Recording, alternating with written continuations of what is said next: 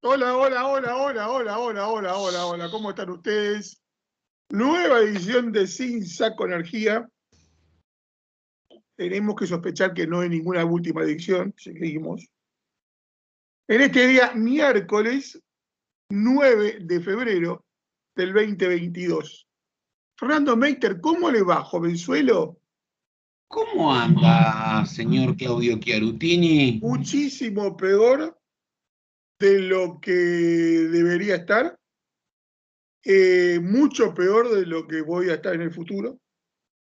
Y realmente en cualquier momento apago la cámara porque me estoy muriendo como corresponde. Realmente no estoy pasando por un buen momento de salud. Bueno, pero yo sé que usted se va a curar. Yo sé que usted se va a curar.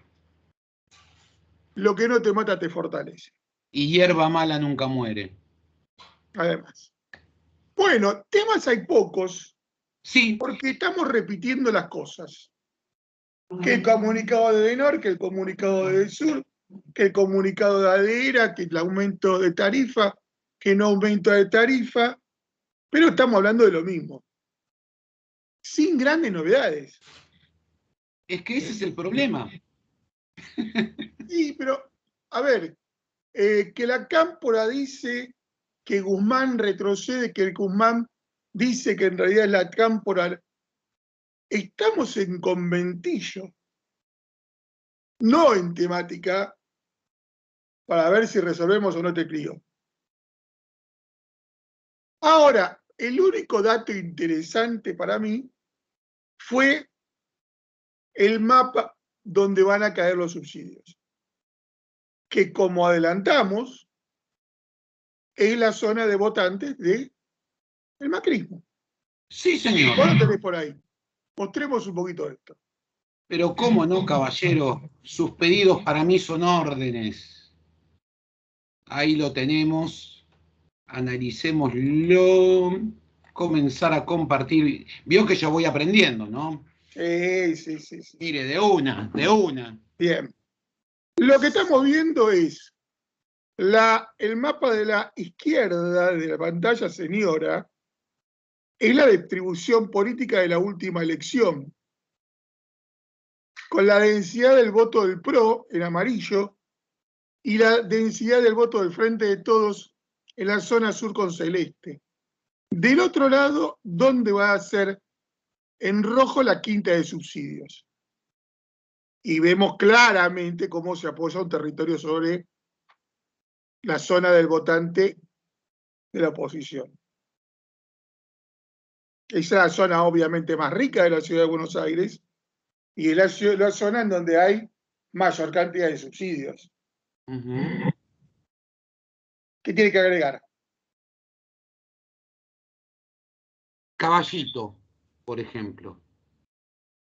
En Sí, Caballito tomaron solamente la avenida Pedro Goyena, sí, pero alrededor de la avenida Pedro Goyena en Caballito hay una zona residencial hermosa sí.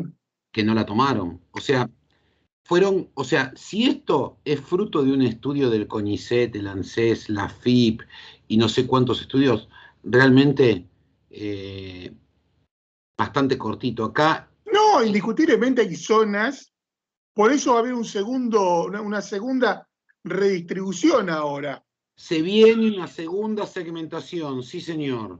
en donde teóricamente no iba a haber aumento, va a haber un poco de aumento, para que en donde iba a haber aumento haya menos.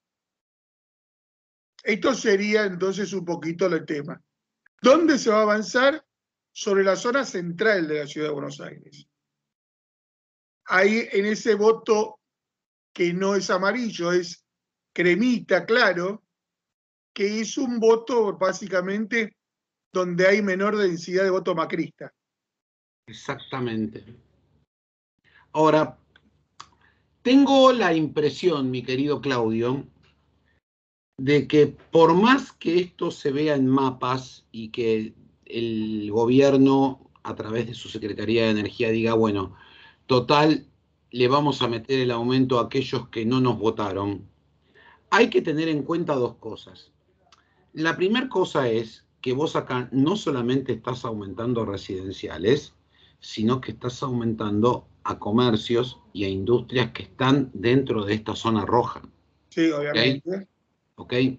Y que eso, de una manera u otra, genera inflación. ¿Ok? Todo aumento de tarifa es inflacionario por definición. Todo, porque incluso vos, Fer, que sos un simple consumidor, cuando te la aumentan, necesitas compensar por algún lado. Entonces tratar de ver de cobrar tu trabajo técnico lo aumentás un 10%. O sea que en ese sentido apunta a eso. Pero a ver, el gobierno ha decidido que necesariamente hay que tener ese aumento. ¿Pero por qué? Porque el gobierno no puede seguir dando los subsidios que da. Ahora, lo interesante es que el aumento que se estaría dando no alcanza ni para cubrir un tercio de los subsidios que pensaban quitar. Exactamente. Vos sabés, Claudio, que mucha gente celebró y agradeció la explicación que vos y yo dimos el día domingo con respecto a lo que era un subsidio.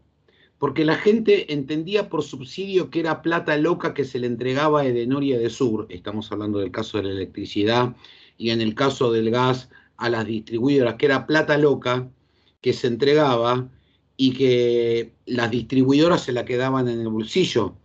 Entonces la gente agradeció que nosotros nos hayamos tomado, aunque sea 5 minutos de nuestro tiempo, para contarles a qué era el subsidio, hacia dónde iba y quién lo recibía. ¿Me entendés? Y no solo eso, Fer, sino que además dejamos muy en claro que acá no va a haber aumento de los ingresos de las distribuidoras. Ese era el segundo tema que yo también te quería decir. Esta plata que van a cobrar de más, o sea, no de más, perdón, me estoy expresando mal. Estos aumentos que van a venir en las facturas son aumentos en los cuales un poquito va a las distribuidoras como valor agregado de distribución, que es lo que cobra la distribuidora por darte el servicio. El resto, el resto es para pagar el costo de la energía generada. Punto. ¿Mm? Punto. Y en realidad es compensación de precio, porque no es que le dan la tarifa plena a Central Puerto o a Central No. Costanera, sino es un diferencial entre lo que yo cubro con mi cuenta y el costo de la generación real que existió. Exactamente. Ahora bien, y esto después lo vamos a hablar un poquito más en detalle con la diputada Jimena Latorre, que un poco de todos estos temas conoce, en realidad bastante. Acá, si vos hoy, quiero un poquito lo que yo te había dicho el miércoles pasado, Claudio. Volvamos a la pantalla. Perfecto, volvamos a la pantalla. ¿Estamos en pantalla? Sí, dale. Qué grande. Bueno, no, lo que yo te estaba diciendo, Claudio, era lo siguiente. Acá, lo que nosotros estamos viendo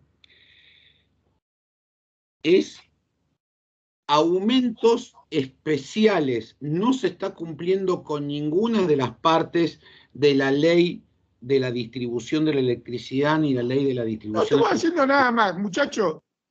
Al señor Meiter le tengo que bajar el subsidio 40%. ¿Cómo lo compenso? Aumentándole la cuenta 40%. Ese es el análisis directo. ¿De Exactamente. dónde viene eso? De una necesidad del tesoro de no girar guita por el costo de la generación. Claro, pero convengamos que la forma lógica de hacer esto es hacer una revisión técnica integral de tarifas, hablar con La todo. forma lógica desapareció hace 1000 años, la Total. forma legal desapareció hace 2000. Esto es lo que se puede para cumplir una exigencia del fondo. Ahí vamos, ahí Nada vamos. más. Que es, Punto. hay que reducir el déficit fiscal. ¿Y cómo reduzco el déficit fiscal? Dice el gobierno. Muy bien. Parte del subsidio eléctrico lo paga la gente y parte del transporte lo va a pagar el vecino porteño, pasándole las líneas de colectivos a la ciudad de Buenos Aires. Exactamente. Bueno, es fácil. Es un traslado de dinero de una fuente a otra. O sea, va a ser, en la casa de Fernando Meiter va a entrar la misma plata, va a gastar más, le va a sobrar menos. Exactamente. Entonces, cuando él diga cuánta guita me sobró, va a tener menos dinero. Y eso le quita el poder adquisitivo a la familia. Exactamente. Ahora bien, es momento de preguntarse si con los aumentos está todo solucionado. Vamos a decir justamente que no, No, no lo está, no. pero esto es una transición técnicamente. Pues técnicamente hablando, debería haber algún otro aumento en los años próximos para seguir bajando el componente de subsidio. Exactamente. Ahora bien, hablando con una persona de la Secretaría de Energía hoy a la mañana y hablando con un exfuncionario del Ministerio de Energía de la administración anterior, lo que me decían era lo siguiente: el funcionario del Ministerio de Energía de la administración anterior me decía, pucha, che, estos se mandaron directamente, lo van a hacer y por más que... Yo digo, bueno, lo que dijo Chiarutini, dice, lo van a hacer, grite quien grite, confieso que vos lo habías adelantado, cosa que nosotros no nos animamos a hacer. Decisión política. Decisión política, pero por otro lado, pésimamente explicada por parte de los dos gobiernos, ¿ok? Te enchufan el aumento y punto. Y vos sabés lo que me decía el funcionario de la Secretaría de Energía actual. Fer, no te extrañe que tiremos todas las balas, una bala en marzo, una bala en junio, julio y una bala en octubre, noviembre o diciembre antes de las vacaciones. Así ponemos aumentos a cuenta del 2023 porque el 2023 nosotros queremos volver a ganar las elecciones. Che, pero le dije, pero pará, te va a pegar en el índice de inflación mal, porque tarde o temprano esto te pega o sea, estos aumentos de energía te pegan rápido. La inflación del año 2022 sabemos que va a ser horrible. Ya lo sabemos. Arriba del 60. A mí me dijeron arriba del 60. Esto funciona. Arriba del 60, 70, 80, okay. 90. Bien, bien. Entonces me dice, ¿sabes qué? Este año estamos para recibir todas las balas. Total, la gente después se va de vacaciones, se olvida y el año que viene empieza la campaña. O sea, si nosotros, que no somos nadie para dar consejos, pero nos tomamos el atrevimiento de dar algún consejo, empiece nuevamente a cambiar sus lamparitas por bajo consumo LED. Jugar a la ley del olvido no es un juego que te sume políticamente. No te suma en este momento, porque justamente no hay olvido. Porque en este momento vos no podés ceder ni 5 trancos de pollo de tus ingresos para otro gasto. Bueno, pero evidentemente... Ese es el problema. Claro, Claudio, pero evidentemente estos pibes están decididos a hacerlo. Pero son dos cosas distintas. O sea, hay una decisión política por una condicionante internacional. Sí. La otra es cómo caen las elecciones, qué es lo que va a pasar, si gusta o no gusta, qué dicen las encuestas. Cuando vos tomas una decisión política de hacer algo, lo haces. Voy a invadir Malvinas.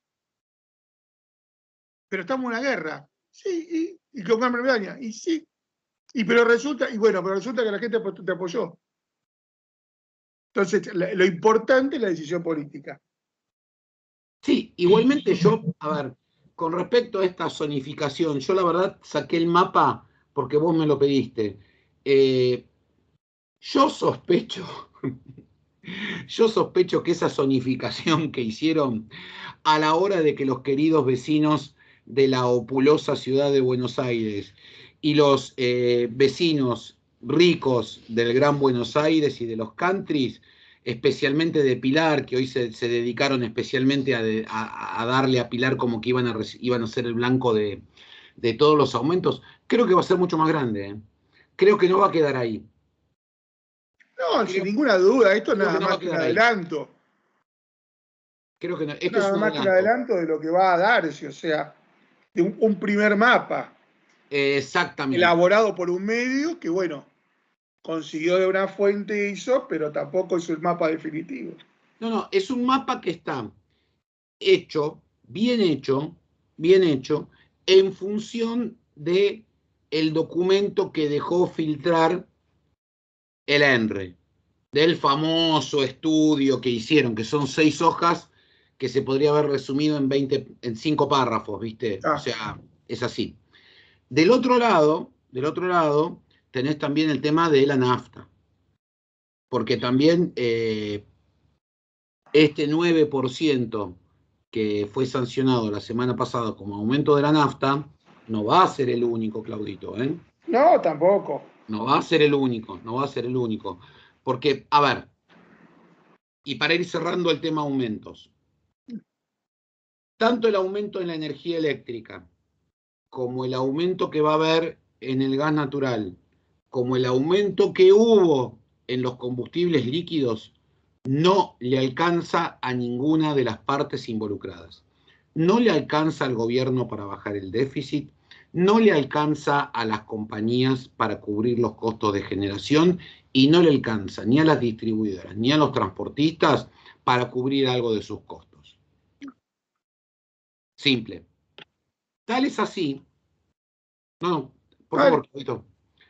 Tal es así que en el día de ayer el mercado electrónico del gas hizo su subasta que hace todos los meses. Y vos fijate, se ve ahí el cuadrito, ¿no, Claudio? Sí, ahí sí, sí. Bueno, este fue el concurso de precios para que el del periodo de abastecimiento 14 del 2 al 27 del 2. Fíjate los precios. O sea, ¿te acordás que se ponían contentos con 3,45, 3,50? Y, Sí. y, y se abrazaban y tomaban Champán. espumantes, champán a lo loco.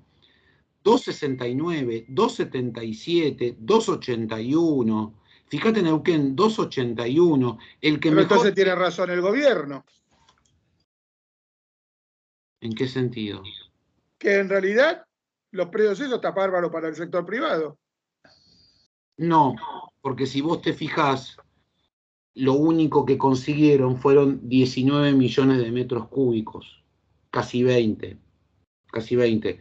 Es muy poquito para la necesidad de generación que hay, y no la quiero tapar a Julieta Lagorio que está con nosotros, pero después te voy a explicar por qué esto tiene sabor a poco, dado que el gobierno tomó medidas que no se entienden y no está tomando otras medidas que tampoco se entienden. Pero le damos la bienvenida a Julieta Lagorio, ¿te parece? Sí, señor. ¿Cómo le va, dama? ¿Cómo anda? Muy buenas tardes. Buenas tardes, ¿cómo están?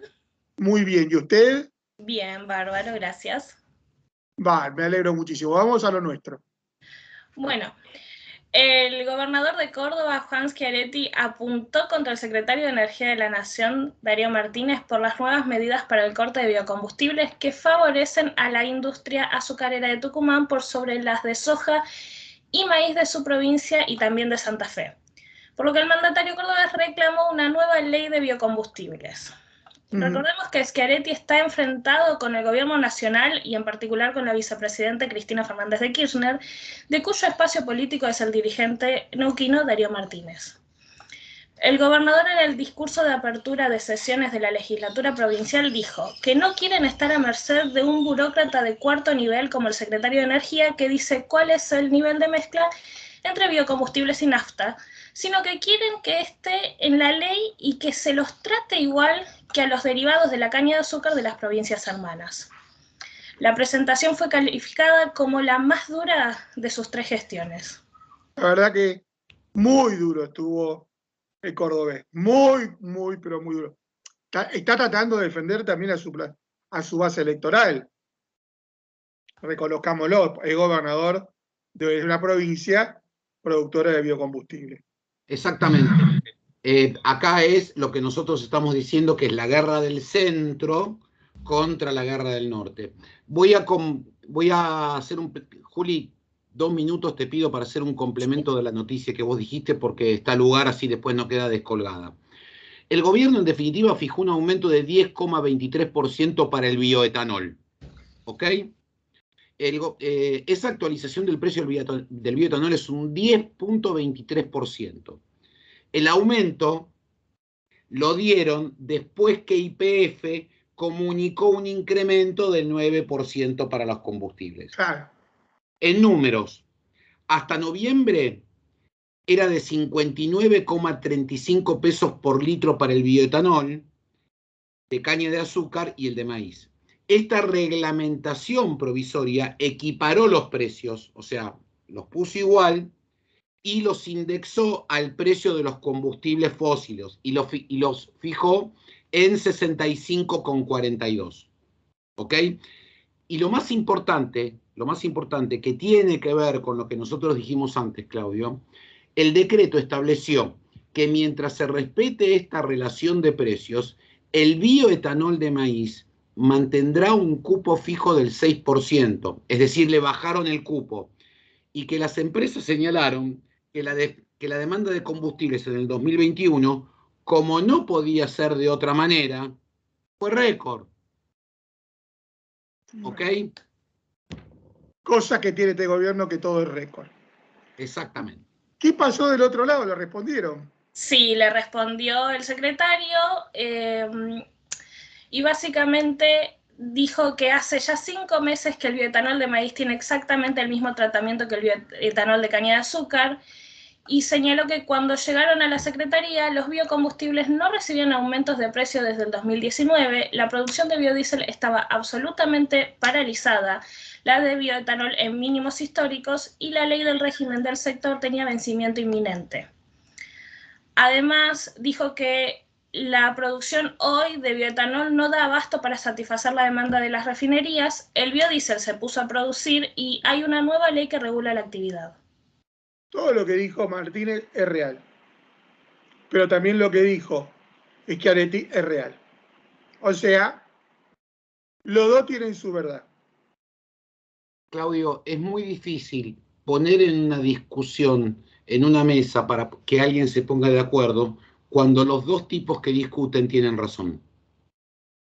¿Entendés? No necesariamente. Cuando encontrás el punto en disputa, en conflicto, empezás a la resolución. Lo que pasa es que acá el punto en disputa es un... A mí no me gusta el color de la remera de Juli. A vos te gusta. Tenemos un punto en disputa. Vos tenés tus argumentos para una cosa, yo para la otra. Pero eso no significa que no haya disputa. Está bien, pero acá es un tema... A ver, digamos, es muy difícil hacer política tarifaria, y estoy hablando para el gas, para la electricidad, para los combustibles, para el bioetanol, para lo que quieras. Primero, en un ambiente de inflación cercano al 60%, segundo, y tercero, con una distorsión de los precios reales en la cadena de valor de la energía que no se puede creer, ¿viste? No se puede creer. Así que bueno, estas son las consecuencias. Sigamos, dama. Bueno, Bunge y Pampa Energía firmaron un acuerdo para el suministro de electricidad renovable en sus plantas en Argentina. El acuerdo es por 7 años y es para utilizar electricidad renovable en sus plantas de Campana, Ramallo, San Jerónimo Sud y TFA en Puerto General San Martín en Argentina. Y el acuerdo prevé el suministro del 30% del consumo total de electricidad anual de estas plantas y alrededor del 15% de la electricidad total consumida por Bunge en Argentina. La electricidad renovable será suministrada desde los parques eólicos Pampa Energía y Parque de la Bahía y contempla una futura ampliación de este último que comenzará a generar energía eólica en marzo del 2023. Bien. Bueno, esto que acaba de decir Julieta es muy importante. ¿Por qué? Porque primero, donde pone el ojo Pampa, y estoy hablando de Marcelo Mindlin, donde pone el ojo pone la bala. Y lo mismo ocurre con la gente de Bunge. Se está diciendo desde Secretaría de Energía que una vez que estén liberados los corredores de transmisión, ¿te acordás que nosotros hemos hablado, Juli, en muchos programas, de que no hay capacidad de transmisión, pero que el gobierno de alguna manera está tratando de liberar esos caños de electricidad, para decirlo de alguna manera? Van a empezar a presionar a las compañías, repito, van a empezar a presionar a las compañías que no quieran acercarse a lo que dice el gobierno con la ley de energías renovables, porque es una ley que está sancionada y es una ley que está reglamentada. Que no la hagan cumplir es otra cosa, pero cuando vos te pones a discutir precios, cuando vos te pones a discutir determinados temas con una compañía y le encontraste la vueltita, bueno, acá tenés algo como para presionarla. Y Pampa está aprovechando esa oportunidad y Bunge la está tomando. Con esto, Bunge se encuentra dentro de lo que establece la ley de energías renovables. Y Pampa... Y normas internacionales de cumplimiento de caída de consumo de CO2 también. Exactamente. Y Pampa tiene un cliente que le va a pagar, que no es poca cosa para un generador en la República. No solo le va a pagar, sino que incluso ya le pagó por adelantado quizás. Exactamente. Parte del contrato. Exactamente. O sea, es un muy buen negocio para los dos, pero no hay que entenderlo por qué suceden estas cosas en estos momentos, ¿ok? Bien. Siguiente. Bien, Ganfeng, que es la proveedora mundial de litio para baterías de vehículos eléctricos, la mayor proveedora, planea abastecer íntegramente con energía fotovoltaica su proyecto de litio del salar de Yuyayaco en Argentina. Para esto, la empresa asiática instalará un parque fotovoltaico de 150 megavatios en un área de alrededor de 100 hectáreas. Será una de las plantas solares más grandes de la región y la mayor de América no conectada a una red nacional, ya que contará con un sistema de almacenamiento y el 100% de su electricidad será utilizada en la planta de litio que operará a los pies de los Andes en el municipio de Tolar Grande. Bien. Además, Ganfeng suspendió la polémica licitación en Mariana, que es uno de los proyectos de litio más avanzados que tiene el departamento de los Andes en los salares al oeste salteño. Recordemos que Ganfeng abrió a fines de 2021 un proceso de contratación para iniciar las obras de infraestructura en las que tiene planeado invertir 580 millones de dólares en 3 años. Y con esa inversión pondría en funcionamiento una planta de extracción en el salar de Yuyayaco y otra que procesará las salmueras en el Parque Industrial de General Güemes para exportar hasta 20.000 toneladas anuales de carbonato de litio. Con recursos estimados en más de 5 millones de toneladas de LCE, Mariana es uno de los depósitos más grandes del Cono Sur. Y este no es el único proyecto que aprovechará el potencial de generación solar de la Puna para producir carbonato de litio, sino que también un insumo clave, que es un insumo clave de las transiciones de las energías renovables y la revolución de la electromovilidad con una huella baja de carbono, sino que también está el salar del hombre muerto, que la compañía estadounidense Livent, que antes era la minera del Altiplano, tiene previsto desarrollar otro megaproyecto con el que duplicará en la capacidad de producción el yacimiento Fénix. Con una inversión de 640 millones de dólares, Livent construirá una segunda planta de 2 etapas. La primera se complementaría a principios de 2023 y la segunda en el primer cuatrimestre de 2024. Perfecto. Muchísimas gracias, dama. Bueno, gracias por los datos. Escuchame, Julieta vino llena de plata hoy. Nos encontramos el próximo día miércoles. Chau, chau. Chau. Vino con los bolsillos llenos de dólares, Julieta, no impresionante. ¿Qué pasó? ¿Se cerraron compras con barcos de fuel y de gasoil? Mira, es muy raro todo. Es como tituló un semanario especial de que sigue todo el tema de energía, es incomprensible. Es incomprensible lo que estos tipos hicieron. O sea, cuando nosotros hablamos cuando nosotros hablamos de que hay medidas que no se entienden, bueno, acá está una de ellas. Camesa compró 18 cargamentos de gasoil y 7 de fuel oil por la friolera de 800 millones de dólares. ¿Ok? Bien. ¿Por qué compró? Esto es para reemplazar gas que no tenemos. Esto es para reemplazar gas que no tenemos y gas que las compañías no quieren vender a 2,88 dólares el millón de BTU, Claudio. ¿Ok? El cuadrito que yo te mostré antes, lo que te demuestra es lo siguiente. Te vendo la molécula que yo quiero mover para que mi balance no se queje, para que mis accionistas no se quejen, para poder mantener a las empresas de servicios, a los sindicatos, que ese es otro temita que vamos a hablar después, que está Ahora. complicado, pero nada más, La realidad es que no hay gas.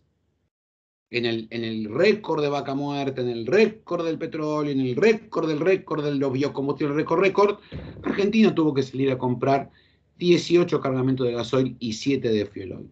Los barcos van a llegar entre fin de mes, o sea, en finales de febrero y en el mes de abril. Y este combustible que se compra es pura y exclusivamente para termoeléctricas, ¿ok? Todo esto va a ir a manos de Camesa. Camesa se lo va a entregar a las generadoras van a generar electricidad. Camesa no va a tener plata para pagarles porque tiene que pagar esto con verdes, crocantes y sonantes. Entonces el Estado Nacional a la larga va a tener que mandarle una partida equivalente en pesos argentinos entre 800 y 1.000 millones de dólares para poder subsanar esto. ¿Entendés? Para que te des una idea, pagaron entre 13 y 16 dólares, el precio del fuel oil. O sea, ¿Cuánto fue el equivalente al millón de BTU? Y mira, estás tomando el Brent, estás entre 15 y 17 dólares por encima del precio del millón de BTU. O sea, lo que vos pagaste 2,89, estás pagándolo acá 20 dólares. Exactamente. Pero no contentos con eso, hicieron una licitación por un barco, solamente un barco de GNL, para ver qué precio se convalidaba. ¿Sabes cuánto pagaron? 30 dólares. O sea, por eso yo quería mostrar el cuadrito de Camesa. Le estamos pagando a los productores nacionales menos del 10% de lo que nos cuesta importar ese gas de afuera. Una locura. Es incomprensible. ¿Ok? Es más, te digo los datos. La comercializadora, el trader que ganó esta licitación, es una empresa llamada Vitol, que es una comercializadora muy conocida, que se lo vendió a 27.24 el millón de BTU, que además de ser caro, además de ser infinitamente superior a lo que se le paga al productor local, la diferencia con lo que se pagó el año pasado, tenés que hacer 27,24 menos 6,50, es decir, que estás pagando 21 dólares más por millón de BTU. Y esta cuenta la tenés que multiplicar por 24. ¿Por qué? Porque el año pasado, con muchísimo gas que había y no con los problemas que teníamos, Argentina tuvo que traer 24 barcos. 24. ¿Ok? De ahí se explica los números que sacan Daniel Gerol y otros consultores cuando te están hablando de los famosos 16.000 millones de dólares. ¿Ok? Bien. Éramos pocos y Marcelo Rucci decidió aliarse con Claudio Vidal, armando un tándem sindical que ha puesto la piel de gallina a gran parte del sector. Vos sabés que no fue tan reflejado por el tema por los medios, pero yo tuve la oportunidad de hablar con sectores, hablé con un operador y hablé con alguien de una sociedad que nuclea las empresas de servicios petroleros, y quedaron muy preocupados, porque esto estaba premeditado. O sea, el jueves pasado, cuando hubo la primera reunión en el Ministerio de Trabajo, ya estaba todo preparado para que se declare este paro. Sí, no. Lo estaban masticando, era cuestión de tiempo. Y como vos muy bien dijiste el día domingo, es un paro que abre la puerta a una negociación salarial que va a ser muy, muy, muy dura. Con aumentos que están pidiendo de 60%. Claro, pero ¿por qué yo digo que va a ser una negociación muy dura? Lo digo, ¿por qué? Porque por un lado Rucci, que es nuevito, tiene que decir, ven, acá estar yo decidir si va o no va, ¿entendés? O sea, Rucci tiene que demostrar. Y el socio temporal, porque es un socio temporal, viste que estos tipos se pelean y se unen según como sopla el viento, es un tipo que no tranza. Estamos hablando del señor Loma Ávila. Es un tipo que no tranza. Entonces, acá nos estamos encontrando. ¿Loma Ávila o Claudio Vidal? Perdón, Claudio, bueno, igual, Claudio Vidal, perdón, tenés razón, con Claudio Vidal, que son tipos que no transan y que si tienen que tirarse tiros en los pies y si tienen que esperar que haya empresas que se vayan de sus provincias cansadas de pelear con ellos, no tienen ningún problema. A mí lo que me sorprende es que Claudio Vidal es de Santa Cruz, mientras que Rucci trabaja en La Pampa, Río Negro, Neuquén, Mendoza. Sí. No tiene una zona de confluencia, lo que tienen en común es YPF en todo caso. Es que bueno, el malo de la película, por ahora, el malo de la película está siendo YPF. De hecho, el lunes, cuando empezó el paro, porque nosotros el domingo anunciamos que empezaba un paro el lunes a las 0 horas. En la provincia de Santa Cruz, lo primero que hicieron fueron colgar todas las herramientas y se fueron a la puerta de YPF a gritar. Y lo que me llamó la atención era que acá te está mostrando una especie de quiebre que se mostraba hasta el año pasado, y te diría hasta los primeros días de enero, entre Pablo Rodríguez, presidente de YPF, las autoridades de la provincia de Santa Cruz y los sindicatos estaban a los besos. Estaban a los besos. Es cierto, son todos santacruceños. Bueno, pero Claudio, ¿vos te acordás que estaban a los besos? De hecho, Pablo González prometió $3.700 de inversión. O sea, y de golpe viene la realidad, que dice, mira, no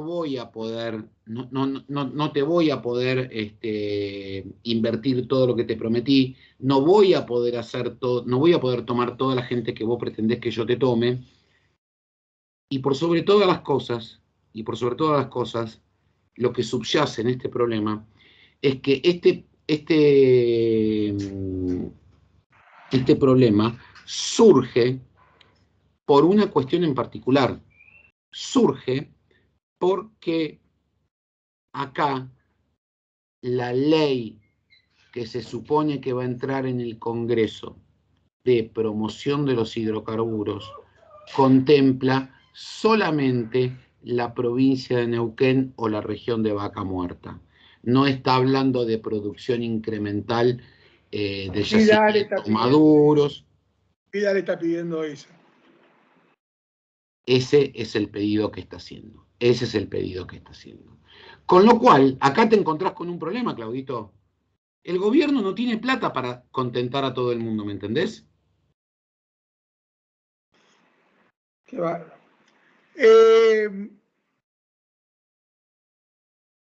De las noticias empresarias, la única que me sorprendió es que asomó la cabecita Aconcagua Energía. Sí, sí, en Mendoza. Sí, sí. Aconcagua Energía es un... viene de comprar pequeñas partecitas de pequeñas compañías y es una compañía que es muy ordenadita. Son esas petroleras chiquititas tipo Oilstone. Sí. Operaciones ¿Viste? muy limitadas, pero bien ordenadas. Están muy bien administradas, agarran personal, agarran gente que está colgando por ahí, que se tuvieron que ir de YPF por un retiro voluntario, que se fueron de Pampa, que se fueron de otras compañías. Y bueno, son reyes. Cuando entran en ese tipo de compañías, la verdad la manejan de taquito. Y son concesiones que tienen yacimientos que son muy conocidos. Son muy conocidos. Vos conocés la geología, ¿me entendés? Entonces te resulta fácil. Entonces, con un poquitito de capital, con un poquitito de capital, con conocimiento humano, con buen recurso humano y con un mercado que o te compra petróleo a muy buen precio, o que después de las 7 de la tarde te arrasa con todo el gas que vos tenés en la Argentina, y sí, es negocio. Aconcagua, sí, es negocio. ¿Qué más tenés? Dale, Te voy a mostrar algo. muestre. Aquí estamos, ¿se ven? No, yo no veo nada. No ves nada. Qué barbaridad, Meiter. Ahí, comenzar a compartir, y ahí. Ahora, Ahora sí. bueno, mire, estas son las etapas de fractura de vaca muerta totales por operadora y por año. ¿Ok? Vos fíjate, vamos a hablar de la más importante, que fue YPF. 2016. 2016. ¿Te acordás en qué situación estábamos en 2016? Sí. 1542 etapas de fractura.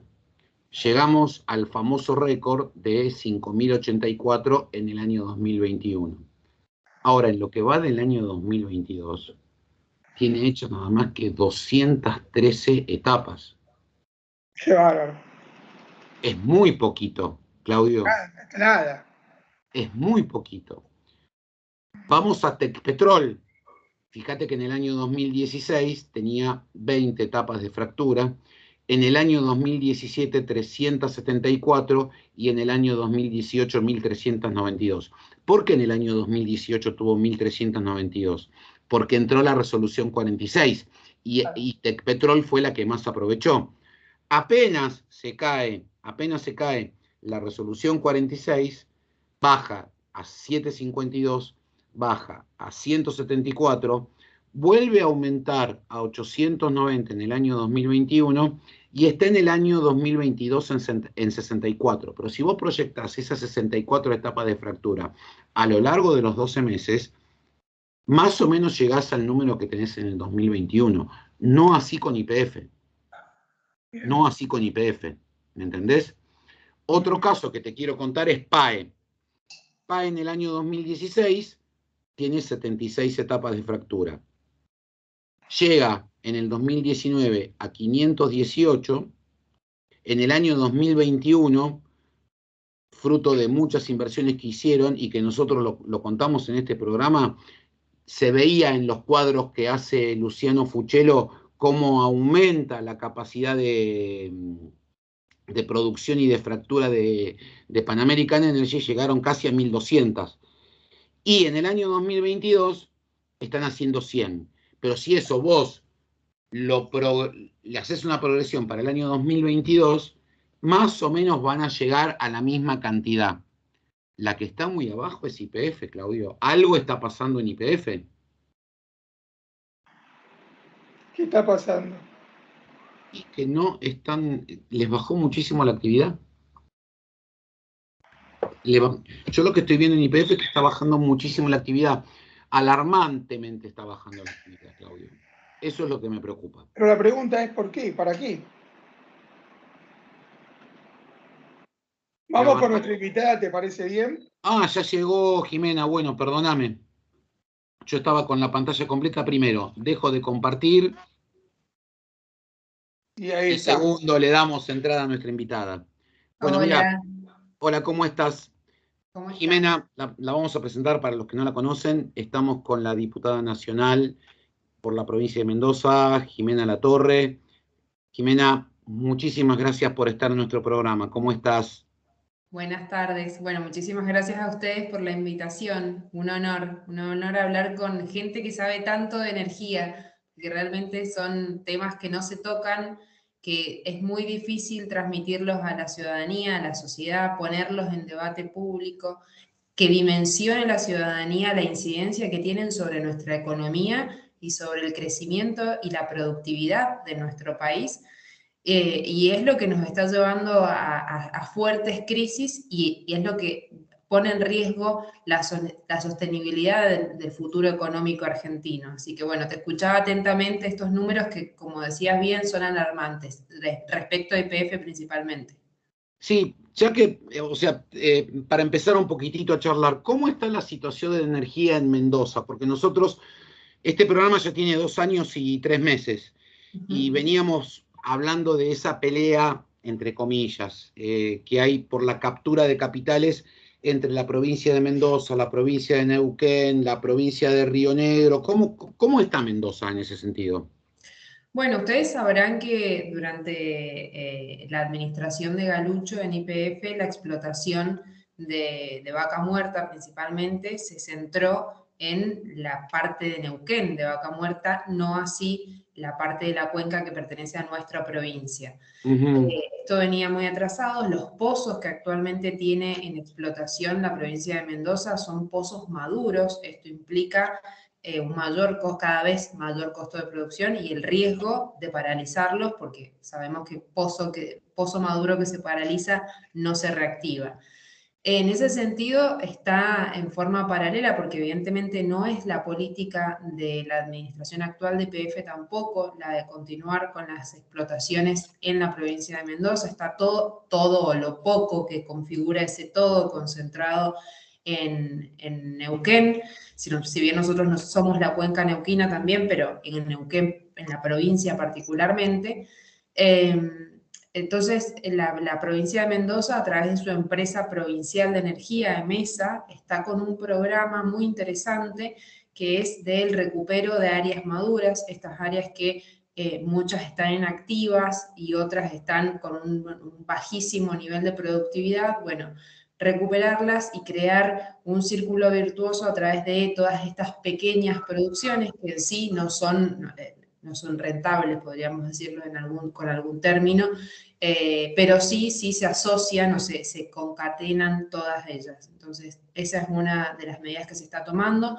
Al efecto también, la provincia de Mendoza, con los programas económicos que está teniendo, hay un Mendoza Activa Hidrocarburos, justamente para que privados también inviertan en esta explotación de las pequeñas áreas, y poder terminar de explotar el recurso convencional que tenemos durante el tiempo en el que somos conscientes que podemos explotarlo. Respecto a otras energías, más allá de las fósiles, Mendoza tuvo varios emprendimientos en los renovar, en estos programas del gobierno anterior para la energía tanto eólica como solar. Se instalaron parques fotovoltaicos. Lamentablemente no se alcanzaron a concretar todos los que estaban proyectados, incluso muchos con contratos firmes, por la discontinuidad de este gobierno, que evidentemente no le interesa continuar con estos programas renovar, sino muy por el contrario están en algunos casos intimando y hasta ejecutando las garantías de caución de esos contratos, sabiendo que los problemas macroeconómicos son los que condicionan el poder cumplir en tiempo y forma con esos contratos para los inversores, y además de eso los precios de la energía que quedaron contratados en ese momento han quedado totalmente desfasados para poder amortizar cualquier tipo de inversión. no hay una continuidad para sostener estos emprendimientos que bueno, se empezaron entre 2016 y 2017 y significaron entre 2019 y 2020 una inyección importante en los términos de la energía renovable que tenemos hoy en nuestro país. En nuestro país recién el 13% de la energía de la oferta es de renovable, o sea, Claro. es bastante atrasados, pero ese crecimiento que yo me acuerdo a finales de 2018 estaba cerca del 8%, bueno, tuvo un pequeño salto en función de esos pequeños emprendimientos. Así que creo que Mendoza también está condicionada como por la macro como el resto de las provincias, como el resto de las empresas, estas que vos nombrabas, la falta de inversión, la falta de certezas, de certidumbres y de seguridad jurídica.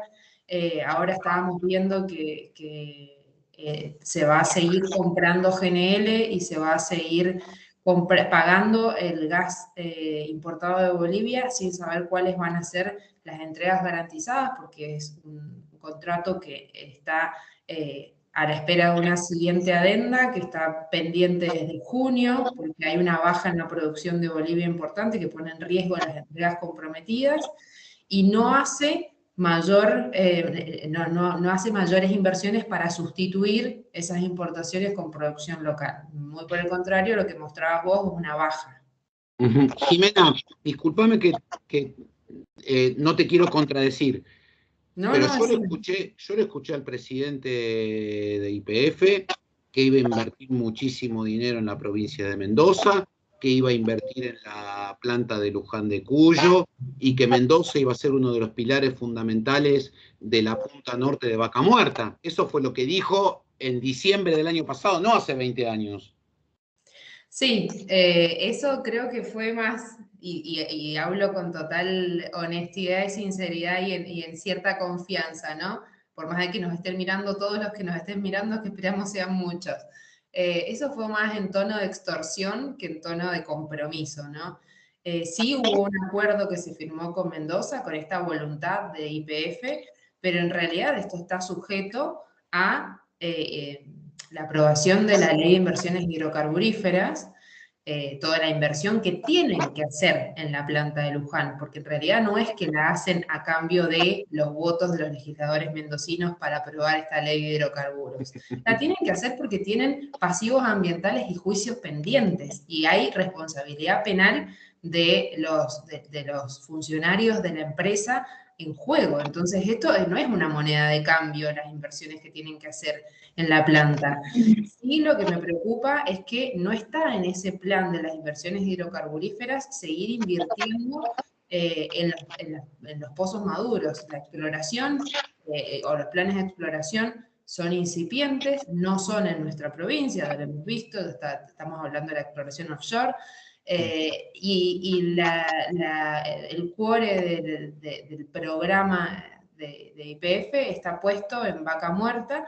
Por lo tanto, a Mendoza no es muy auspicioso, sino muy por el contrario, abandonarían los pozos maduros como los de Mendoza o los del sur, los pozos que van en declino, para concentrar las inversiones que vayan a hacer en Vaca Muerta. Y esto es muy claro, o sea, no es muy claro, se lee entre líneas de este proyecto de hidrocarburos en una parte en la que le permite a YPF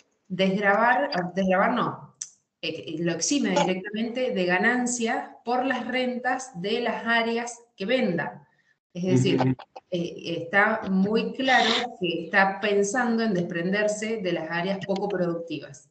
Es que, a ver, si vos mirás los números de fracturas que tuvieron en el mes de enero, te das cuenta que no están con muchas ganas de perforar.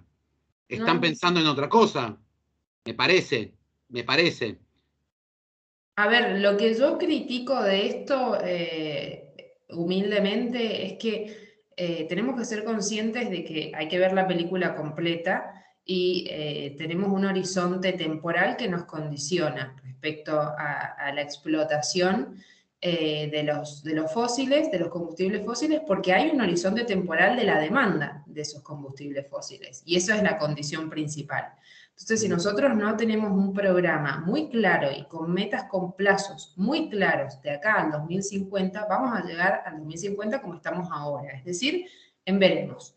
No criticaría que concentren las inversiones en el lugar donde hay mayor posibilidad de extraer los recursos, si esas inversiones fueran ciertas y estuviesen aseguradas. Y además de eso, hubiese un compromiso y un programa de invertir esa rentabilidad en el recambio de la matriz energética. Es decir, que estuviese plasmado en una planificación a mediano, pero no es largo plazo, a mediano plazo, cómo se van a invertir esas utilidades, no tan solo en continuar la explotación, sino en cambiar la matriz de la explotación, porque tenemos que llegar a 2050 con otra matriz.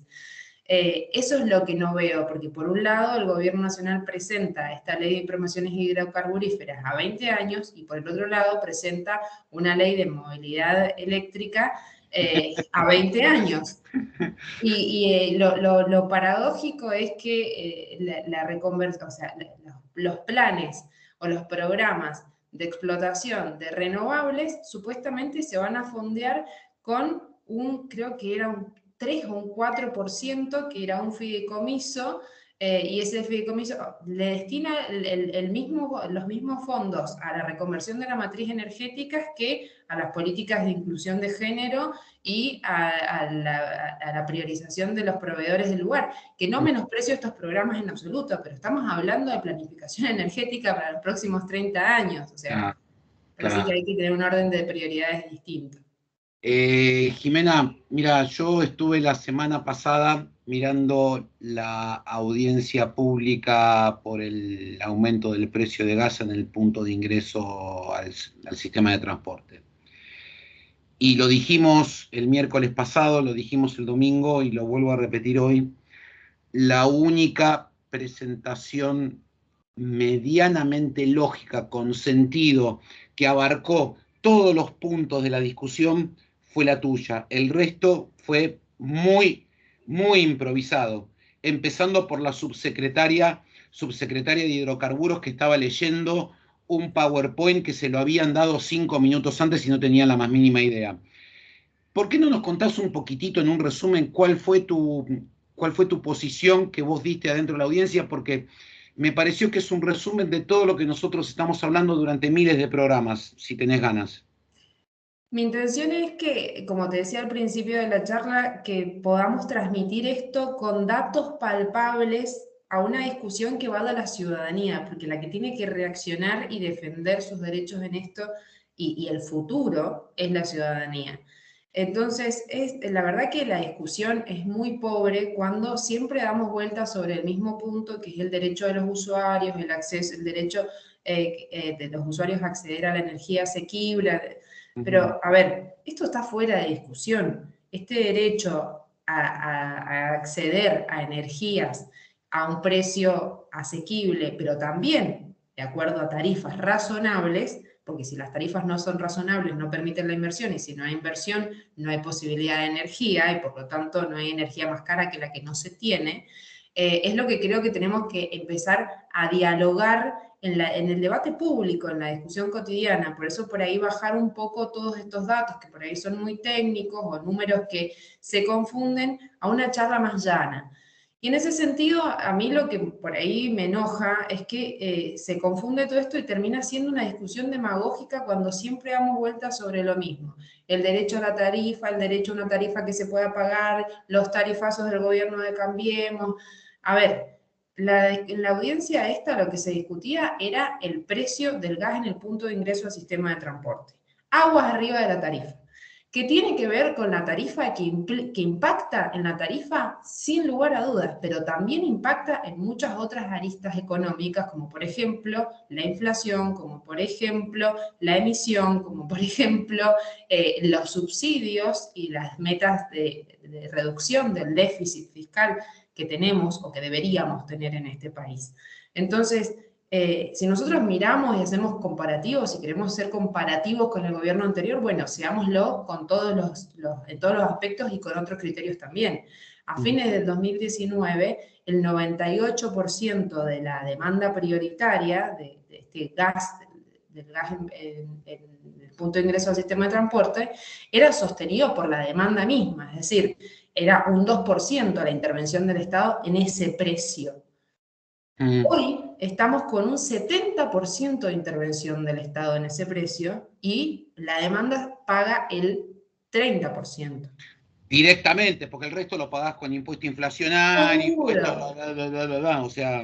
Esa es la mentira, ese es el relato que se sostiene de, bueno, tarifas baratas, nosotros no vamos a meterle el bolsillo en la mano a los usuarios, no vamos a... la mano en el bolsillo, perdón. Pero en realidad, lo que no se paga en la factura de la luz o del gas, se paga en el ticket del supermercado, porque la depreciación del poder adquisitivo la sufrimos todos, entonces es ilógico y es infantil pensar que porque yo pague 500 pesos en vez de 2.500 de gas o de luz, pero después ya no me alcance con 15.000 pesos para ir al supermercado, realmente estoy teniendo una economía estable o estoy teniendo una ayuda del Estado. No tengo una ayuda del Estado, tengo un engaño del Estado que se está metiendo en mercados en los que no se tiene que meter. Porque de hecho, si nosotros empezamos desde el principio, el precio es precio y no es tarifa. La diferencia entre precio y tarifa es que los precios son desregulados y las tarifas son establecidas, reguladas por la autoridad de aplicación. Y que se discutan en audiencias públicas viene del fallo CEPIS, donde se entendió que hasta tanto haya una libre competencia de oferta y demanda que determine los precios en esta interacción de oferta y demanda, bueno, se debían discutir y aplicarse los mismos criterios para su determinación, para esta determinación de los precios que en las tarifas. Pero el gobierno no está haciendo absolutamente nada para lograr ese mercado sano, esa libre interacción entre la oferta y la demanda. Porque de hecho, con proyectos como el de la promoción de hidrocarburos, que está hecho a medida, es un traje a medida de YPF, lo que se hace es fortalecer los pocos grandes actores que hay en el mercado y nunca va a haber tal competencia que logre bajar los precios. Entonces, nunca vamos a llegar a ese ideal de precios que sean competitivos y que favorezcan a la demanda. Y vamos a hacer con estas intervenciones que nos cuestan tanto al fin de la cuenta a todos los argentinos. Jimena, en ese contexto, para vos, ¿es importante saber cuánto es el costo de producción de una compañía, sí o no? Totalmente, totalmente. Yo creo que es importante saber cuál es el costo de producción, pero nosotros tenemos una compañía que tiene el 51% de las acciones del Estado. Una de las funciones de una empresa que tiene mayoría estatal es la de ser formadora de precios. Si nosotros no sabemos cuáles son los costos reales de producción de nuestra empresa de bandera, difícilmente se los podamos exigir a las demás empresas. Pero también es una, y a mi criterio, malversación de fondos públicos, el estar subsidiando sin saber cuáles son los costos eficientes y cuáles son los costos reales. Si vamos a partir de una actividad, o sea, si nos vamos a efectivamente en la práctica el Estado se está inmiscuyendo en actividades tanto reguladas, que creo que corresponde, como no reguladas, bueno, hay que hacerlo con datos objetivos y con estudios que realmente permitan saber cuánto es lo que se debe o cuánto es lo que se puede subsidiar. Y eso es en función de costos reales y costos eficientes. No se le puede estar... llevamos más de 30 años en Argentina con subsidios a los hidrocarburos, de una u otra manera, en uno u otro segmento. Pero si nosotros si este fuese un sistema eficiente, hoy no tendríamos una caída en la producción, sino por el contrario tendríamos resultados beneficiosos. Sí, sí, es cierto. Ahora, por lo que vos decís, estoy intuyendo, vos corregime, que si esta ley de promoción de la producción de hidrocarburos va al Congreso, vos por lo menos no la vas a votar. No, en absoluto. Pero no creo, o sea, ya está en el Congreso, pero hay una interna muy fuerte, otra interna más, en el frente de todos, al respecto, y el kirchnerismo que se opone a cualquier programa de inversión, tiene estas diferencias. Y a ver, creo que la ley viene mal desde su nacimiento, porque una ley que la escribe la empresa beneficiaria y la disfrazamos con un par de artículos de una ley de promoción,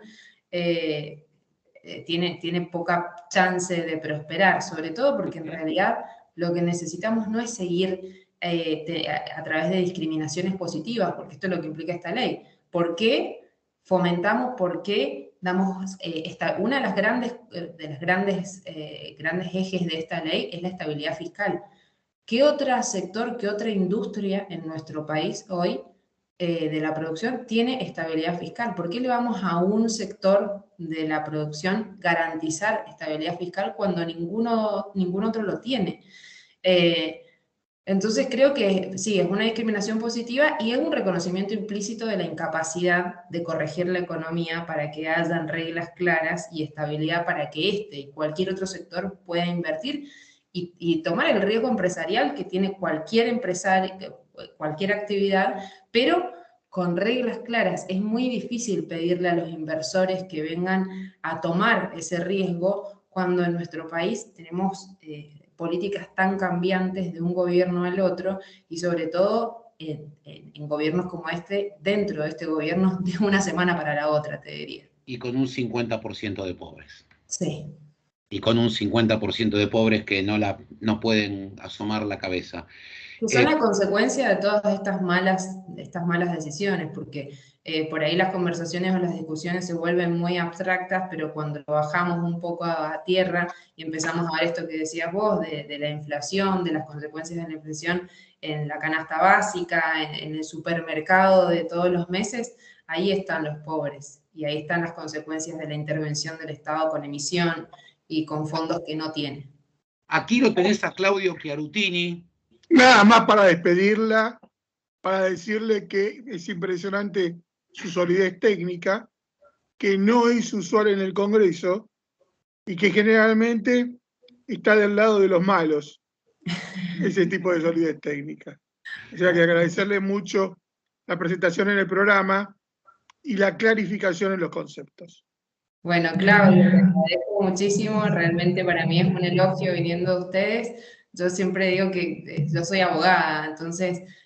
nadie es perfecto. Bueno, nadie es perfecto, ¿qué vamos a tenías que hacerle? tener, Jimena. Me cuesta mucho por ahí y le agradezco siempre a mis maestros que me ayudan mucho en el sector energético, economistas e ingenieros que me dan una mano muy importante, el Instituto Argentino de Energía y del grupo de los exsecretarios, que aprendo muchísimo escuchándolos, pero bueno, trato de transmitirlo lo mejor posible y me alegro que les parezca bueno. ¿De qué partido es usted? De la UCR. Impresionante. Gracias. Gracias a ustedes. Gracias. Que tengan buena tarde. Gracias. Fernando Meiter, después de este lujo que nos acabamos de dar, ¿nos despedimos? Sí, yo creo que no hay más nada que decir, Claudito. Creo que hicimos un programa excelente, ayudados por una visita excelente. ¿Qué más podemos decir? Sin ninguna duda, querido mío. Gracias a todos ustedes. Aquí termina Sin Saco Energía. En un ratito estamos ya subiendo la grabación para que puedan degustar el programa. Fernando, hasta el domingo. Excelente programa, Claudio. Gracias. Saludos a la familia. Chao.